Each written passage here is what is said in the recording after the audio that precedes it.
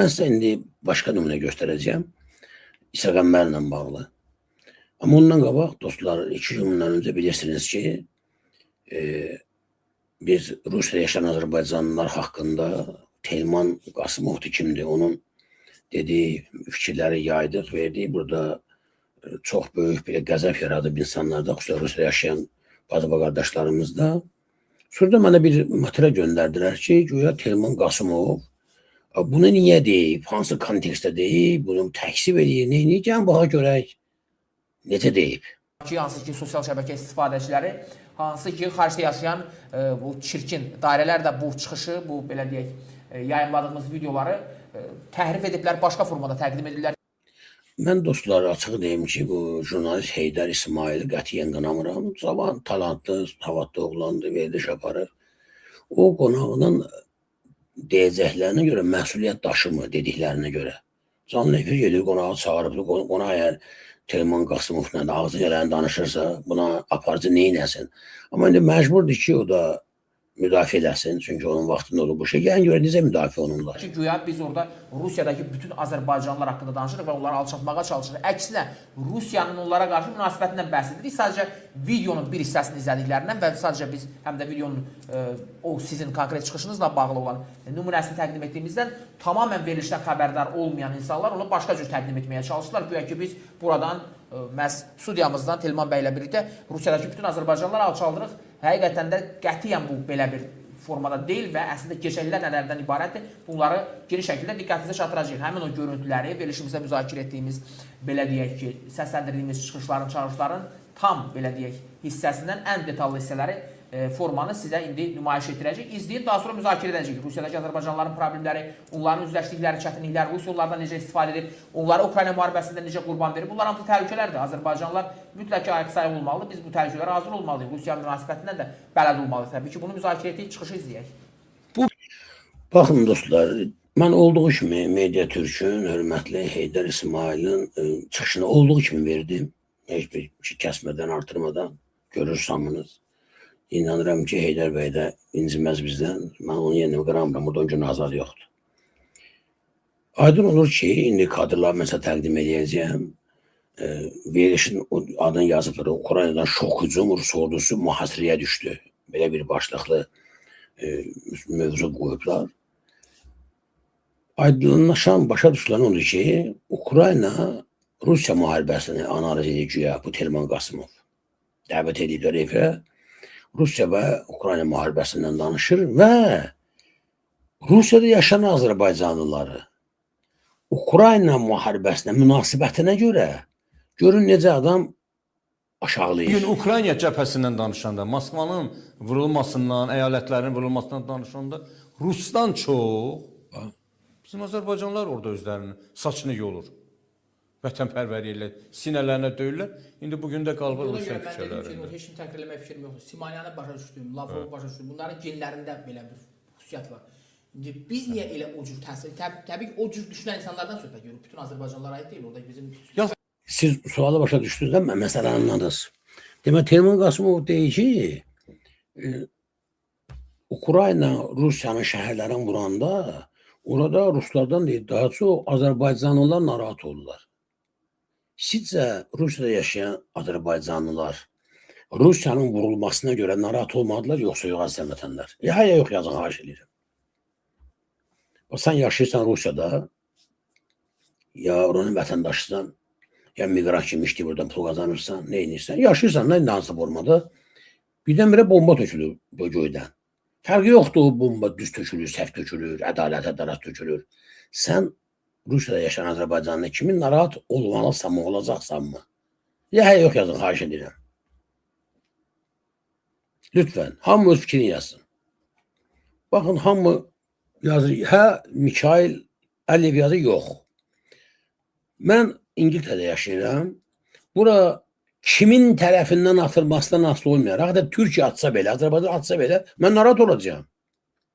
Və mən əzizən vətənlər, elə narahat olacağam ki, müraciət edəcəm, onu biləsiniz. Mən burada müraciət eləmişəm İngiltərə dövlətinə ki, mən yaxşı sürücüyəm, təyyarə və gəmidən başqa öz yeriyəm, bütün texnikanı idarə edə bilirəm. Müharibə vəziyyətində mənim Sağlamlığım dəxli yoxdur. Mən istənilən anda sürücü kimi silah susa daşımaqda kömək eləməyə hazıram. Mən bilin, adresim bu, ünvanım bu, telefonum bu. Mən yazmışam burada, müraciət eləmişəm İngiltərənin dövlətinə, dövlət orqanlarına. Niyə? Çünki mən burada yaşayıram. Mənim təhlükəsizliyimi İngiltərə dövləti təmin eləyir. Və bu dövlət uğrunda mən ölməyə hazır olmalıyam. Bunun başqa bir yolu zadı yoxdur. Aydındır? Ha, o başqa məsələdir ki, İngiltərə ədalətsiz bir müharibə aparacaqsa kimə qarşısa, mən təbəd aparacaqam. Yox, eləməyin, aparmayın. Mən müharibənin əleyhinəyəm. Vətəndaş olaraq mənim buna hüququm var.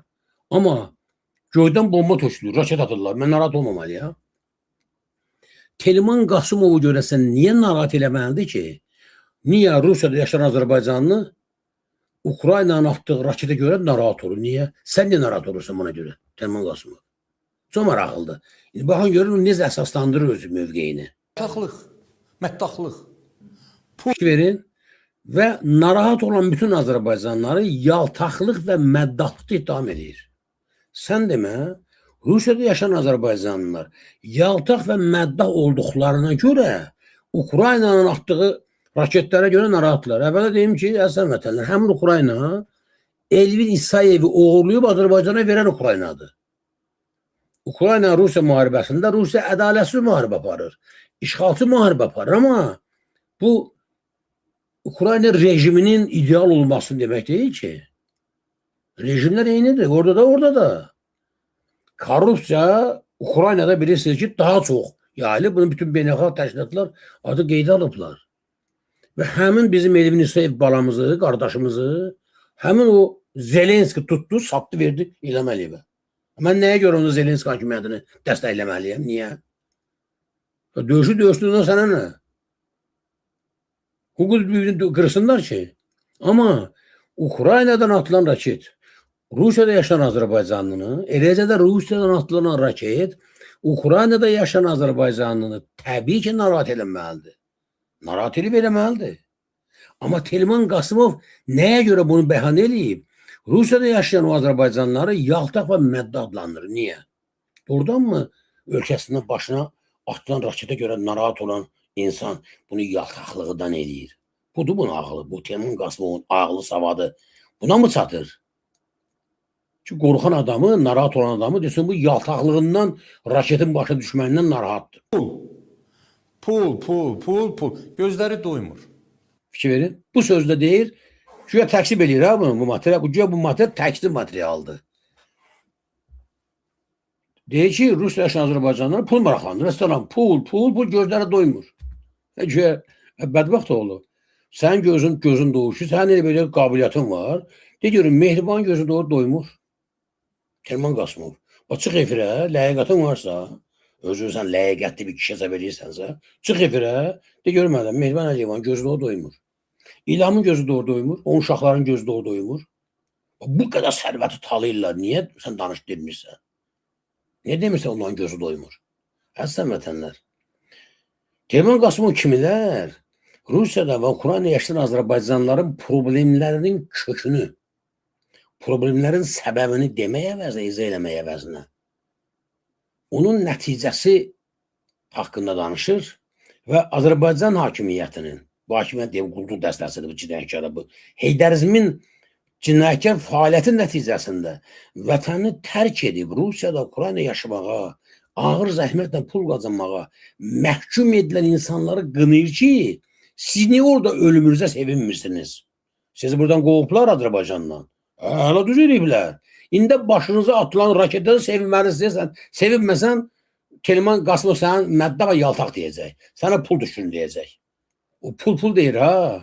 Azərbaycan həmin o Rusiyada yaşayan o Telmanın dediyi kimi pul deyən kişilərin hesabına yaşayır bu gün.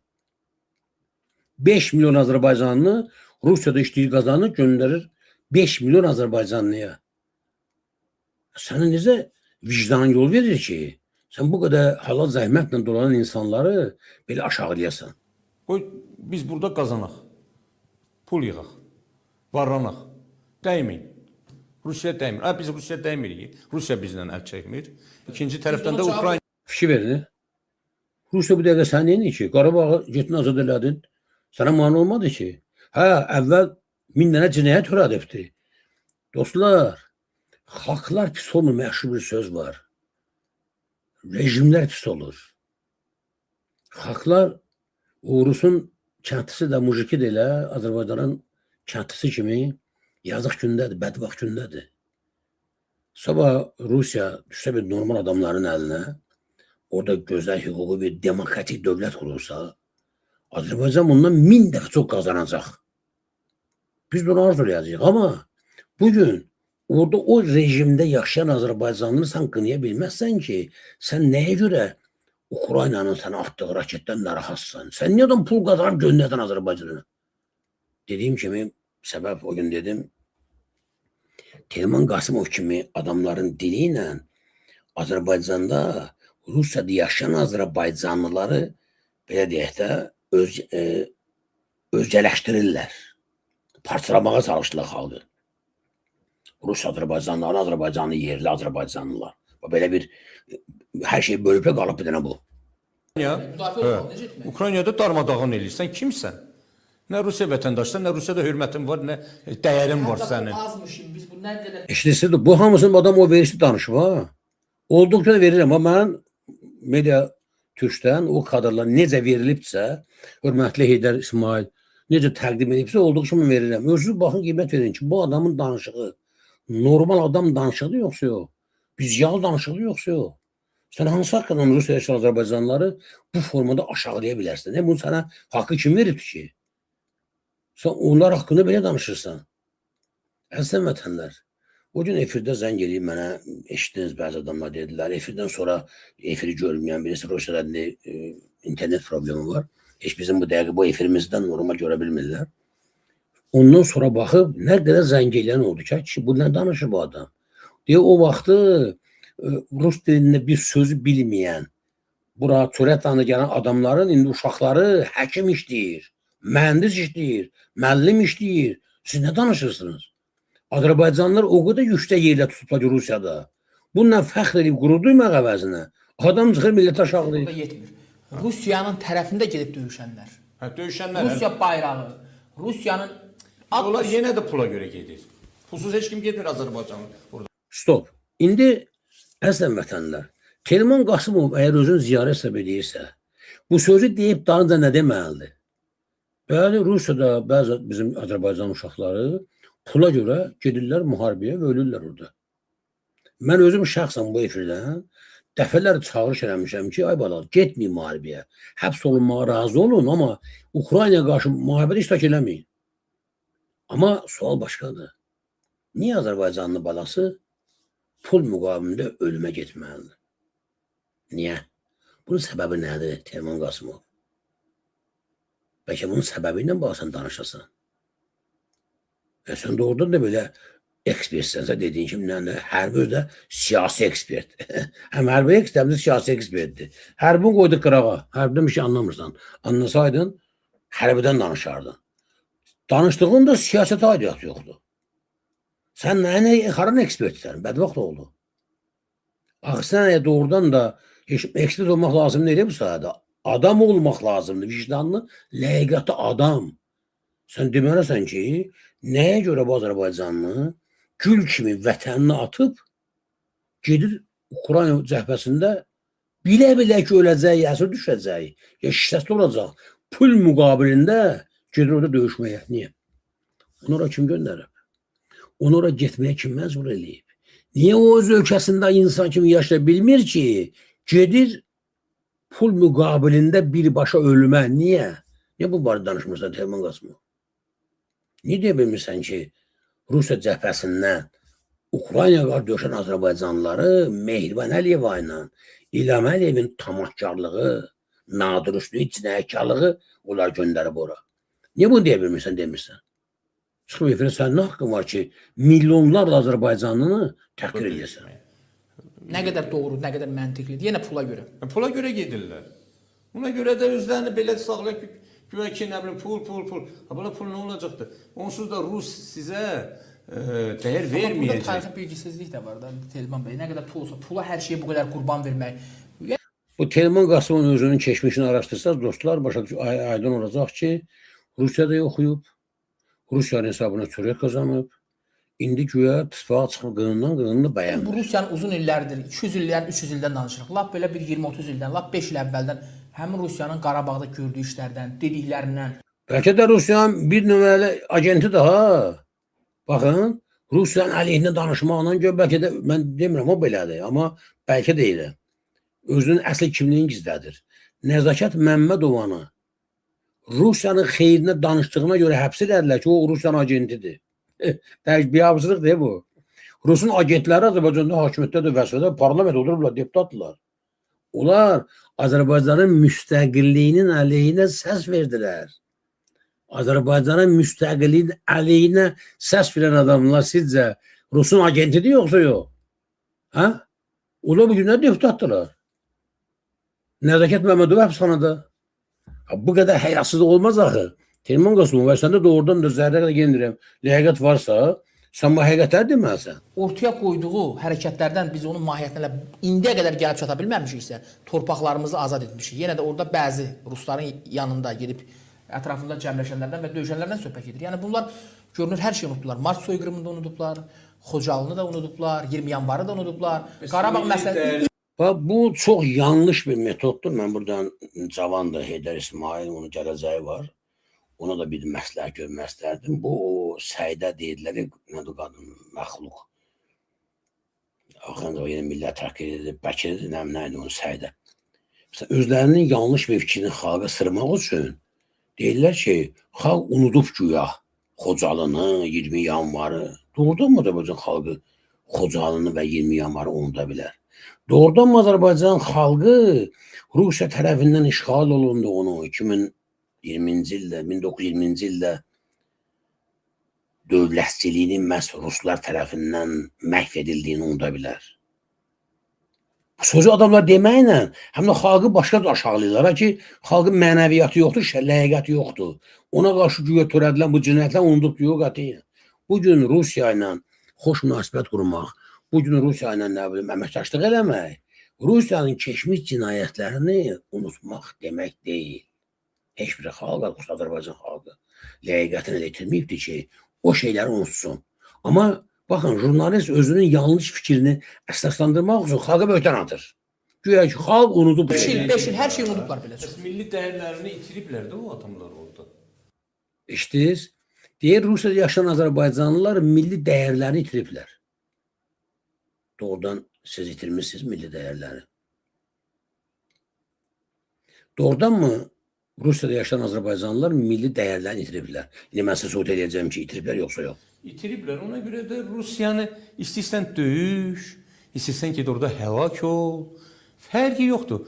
O Azərbaycanlıya Rus ömür boyu 3-cü, 4-cü dərəcəli insan şəxsi kimi baxıb, qəbul edib. Siz gəlib burada özünüzü yekəxana aparmayın. Siz Rusiyada nə vəziyyətdə yaşadığınızı əksəriyyətinizin çox gözəl bilirik. Hansı yollardan keçirsiniz siz orada. O Rus amonunun qabağında, o Rus polisin qabağında siz necə alçalırsınız, necə əyilirsiniz, necə baş əyirsiniz. Bir şey vereyim. Rus amonunun qarşısında Azərbaycan vətəndaşının baş əyilməsinin, əyilməsinin, yerə sərilməsinin, təhqir olunmasının səbəbkarı Azərbaycan hakimiyyətidir. Mehriban İlham Əliyevdir. Onların qulluq dəstəsidir. Bundan danışmır. Millət aşağılayır. Niyə? Çünki vəzifəsi budur. Adam ziyalı kimi, dediği kimi ekspert kimi çıxıb, haqqı demək üçün efirə çıxmır bu adamlar. Bunlar hamısı bir silsilə bir nökər sürüsüdür. Hakimiyyətə qulluq eləmək üçün onların verdiyi tezisləri xalqın beyninə yeritmək üçün sıraya durublar. Necə diz çökürsünüz? Bunlar hamısı bilirik, görmüşük, olmuşuq, yaşamışıq. Nə yekə-yekə gəl burada özünüzü aparırsınız? Hansı yolla pul qazandığınızı biz bilirik. O bir az miqdardır ki, ziyalıdır, iş adamıdır. Onlarla üzləşmir. Tam əksinə də bir az adam, mənim orada cinayətkarı da var, pistol gedəni də var, amma mütləq əksəriyyət Azərbaycanlılar bugün Rusiyada çox yaxşı mövqedədirlər. Gözəl də yaşayırlar, hörmətləri də var. Ruslu dolan başlarını içir. Həkimi dedim var, mühəndisi var, administrativ işləyənlər var orada, hakimi var, polis rəisi var. Sən niyə millətin yaxşı nümunələrini deməməlisən?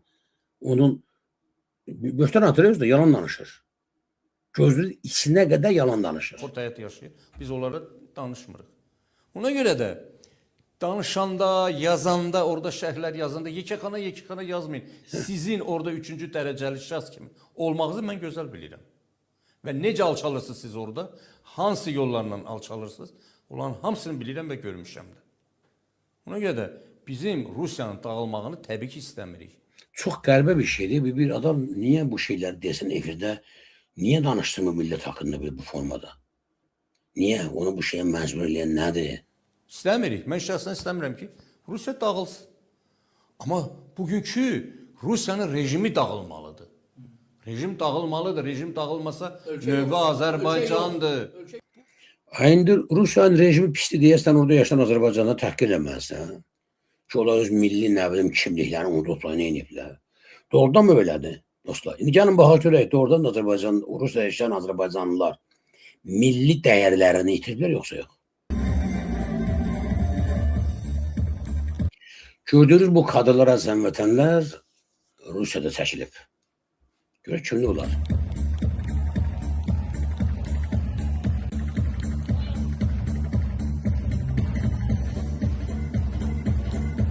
Paylaşın dostlar, paylaşın.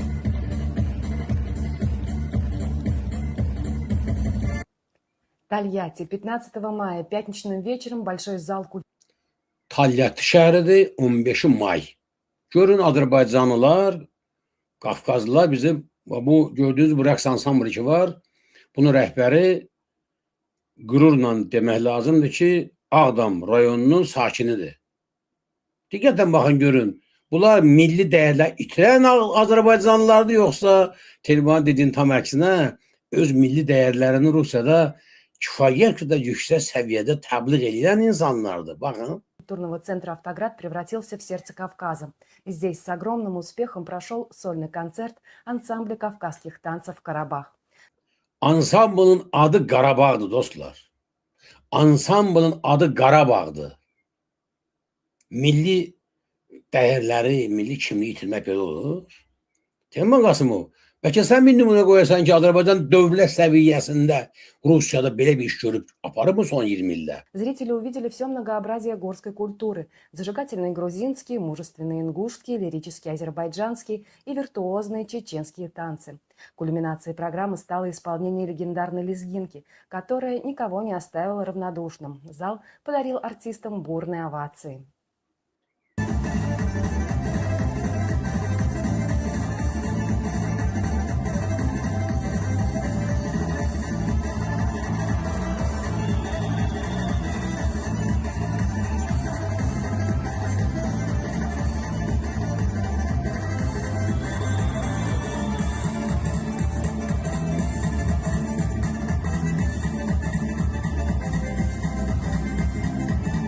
Lütfen paylaşın dostlar, paylaşın. Burada deməli Ləzgilərdir, Avarlardır, Çeçenlərdir. Bütün bunların hamısının rəhbəri bilirsiniz kimdir? Görəcəksiniz birazdan ki. Bu təşkilatın başında duran kimdir? Нитью, связывающей прошлое с будущим, традиции отцов с молодыми поколениями. Энергия клинков и взглядов, стройность горцев и плавность горянок напомнили всем простую истину, что красота не знает границ, а культура делает нас ближе. Концерт получился настоящим огнем дружбы и вдохновения. А гостями праздника стали не только тольяттинцы. Окунуться в мир творчества Кавказа пришли молодые люди, приехавшие из Мексики, Испании и Нигерии, студенты Поволжского государственного университета сервиса. Dünyanın müxtəlif ölkələrindən də dəvət ediblər dostlar. Bu tədbirdə iştirak edirlər. İzləyin. Здравствуйте все, меня зовут Дивайн, я из Нигерии. Сегодня нет мой первый раз в концерте, но сегодня это было интересно, и мне очень нравится, как это происходило. И все, это был прекрасный отпуск, короче. Уже много лет живу в Мексике, я русский, и вот приехал на родину и сразу же попал на это культурное событие, на концерт ансамбля «Карабах». Замечательный концерт, честно, не ожидал. Sizcə ansamblın adı Qarabağca dostlar. Bu rəhbəri kim olar? Hə? Milli dəyərləri belə təbliğ edirlər, hə kişilər. Milləti belə tanıdırlar. Milləti belə təqdim edirlər. Bütün dünya tək Rusiya yox, Bu belə bir tədbir hazırlamaq hər oğul işi deyil ki. Bunu edən Azərbaycanlı balasıdır. Bunu eləyən adı İsmail'dir. İzleyin. Получил приглашение и был очень приятно удивлен. Очень красивый живой концерт. Несмотря на то, что артисты были всех возрастов, очень профессионально и качественно подготовлено. Получил море удовольствия и наслаждения. И в год дружбы народов это очень нужное нам событие, чтобы ощутить нас единым целым и понять наконец, что все мы живем в одном городе, неважно на национальность, неважно на нашу веру. Все мы граждане Тольятти, граждане Самарской области, граждане России. Мы должны жить дружно, любить друг друга, уважать, помогать и поддерживать. Мы увидели сегодня, где-то 1,5 часа, да, мы были на... Dostlar, ekranda gözü bu qəhrəman bizim Ağdamlı balasıdır. İsmailzadə Tahiroğlu. Əvvəla mən İsmail bəyə yeni ailə qurması münasibətilə Azərfilm ailəsi adından təbrik edirəm. Ona xoşbəxtlik arzulayıram. Oğullu qızlı olsunlar, qoşa qarısınlar. Millətimiz üçün daim həmişə indiyə qədər olduğu kimi qürur və fəxr mənbəyi olsunlar. Dostlar, o böyük tədbirin başında duran, o ansambl yaradan Qarabağ adını hər dəfə beyinlərə dambadum həkk eləmə bu kişidir. Sən necə bu adama deyə bilərsən ki, bunlar milli dəyərlər itiriblər, pul elə-belə yaşayırlar. Yığıb ora, o böyük zala Rusları, onlara sənin mədəniyyətini göstərdi. Təqdim edir ki, baxın, mən mədəni xalqam, mən mədəni millətəm. Mən Telimon Qasımovun dediyi kimi, səviyyəsiz xalq deyiləm. Sən bu adama sağ ol deyib, onun ayağını suyun içmək əvəzinə, onu mükafatlandırmaq əvəzinə dövlət səviyyəsində. Çıxardırsan efirə bir Telimon Qasımov adı birisini, millət aşağılayır. сцене. А год мы занимались в зале, сотни репетиций, сотни часов. Что еще сказать? Мы учим детей не просто танцевать. Для нас выступать это не просто выступление. Это не просто техника, это воспитание. Это самое первое исключительно, да. То есть уважать старших, самое главное, в первую очередь. Это наша работа. Передавать детям то, что мы знаем. Особую значимость вечеру придал повод. Карабах – коллектив молодой, работает с 2020 года, но уже популярный не только в Тольятти, но и далеко за его пределами. Программа была посвящена 2 знаковым датам – Году единства народов России и 5-летнему юбилею самого ансамбля. Торжественным... Eşitisiz, deməli, ansamblın 5 yaşı var. Deməli, 5 illik İsmail bəy orada Azərbaycan xalqının mədəniyyətini, onun rəqsini, onun musiqisini təqdim edir. Təbii ki, İsmail bunu Azərbaycanda da, Ağdamda da eləyə bilərdi. Amma Ağdamın Heydər Əliyev o vaxt ermənilərin işğalına verib. Oğlu da hakimiyyətdə qalmaq üçün İlham Əliyev 30 il danışlar süründürə İsmail onda uşağı idi. Böyüyüb, Rusiyada təzə ailə qurdu, 3-4 gün bundan qabaq toy oldu, yəni təbrik edirəm. Və adam orada əlindən gələni, ailəsinin büdcəsindən kəsib bu ansambl yaradıbdır ki, milləti Rusiyada lazım olan kimi təqdim edə bilsinlər. Mədəni xalq olduğunu sübut edə bilsin. Sən dövlət olaraq, Azərbaycan olaraq, Telimon Qasımov, bu ansambla nə kömək eləmirsən? Sən bundan danışardın, sən efirdə. Ki, Azərbaycan hakimiyyəti. Taliyyətdə belə bir oğlan var. Belə bir ansambl yaradıb. Azərbaycanı orada belə təqdim edirlər. Sənin o Yekaterinburqdakı cinayətkar diaspora kimi yox, Bu dövlət niyə buna kömək eləmir? Hamısı Azərbaycan vətəndaşları öz pullarını hesabını edirlər. Bütün o geyimlər, dekorasiya, hər şey. Слово мероприятия открыли представители Тольяттинской городской общественной организации «Лига азербайджанцев» и представители Дома дружбы народов Самарской области по городу Тольятти. Они отметили вклад юбиляров в сохранение межнационального согласия. Концерт доказал, когда танцует Карабах, границы исчезают, оставляя только чистую радость и уважение к культуре предков. Екатерина Акутина, Тольятти. Специально для Дома дружбы народов Самарской области.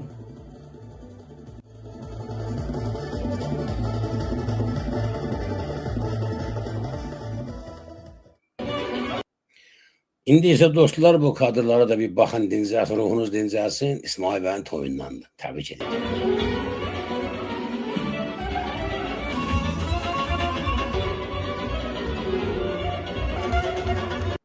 Bura Rusiyadır, Azərbaycan deyilən kişilər. Telefon Qasımı bax, bura Rusiyadır. Talyat şəhərinin mərkəzində. Böyük bir zalda yüzlərlə Azərbaycanlı Rusiyanın hər yerindən, dünyanın müxtəlif yerlərindən gəliblər. Adamın hörməti var, savadı var adamın, qabiliyyəti var. Əziz belələrini təbliğ edin, sıvaqlı elə nə danışırsan gələndən? Və Rusiyanın göbəyində zəmvətənlər Azərbaycan musiqisi, rəqsi səslərini baxın.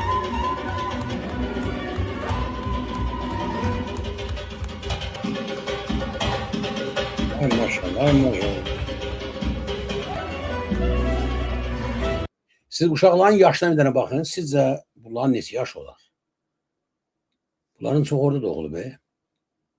Bu uşaqların çox orada doğulub, orada oxuyurlar. Onlar artıq Azərbaycandakı o rüşvət üstündə qurulan təhsil sistemindən keçməyiblər. Yaltaq deyirlər, yarınan deyirlər, qorxaq deyirlər, mağmun deyirlər, lalkar deyirlər, bildiniz? Onlar hamısı doğub, arı savad qazanıb, müxtəlif yerlərdə işləyirlər. Sənin xəbərin yoxdur bu millətdən.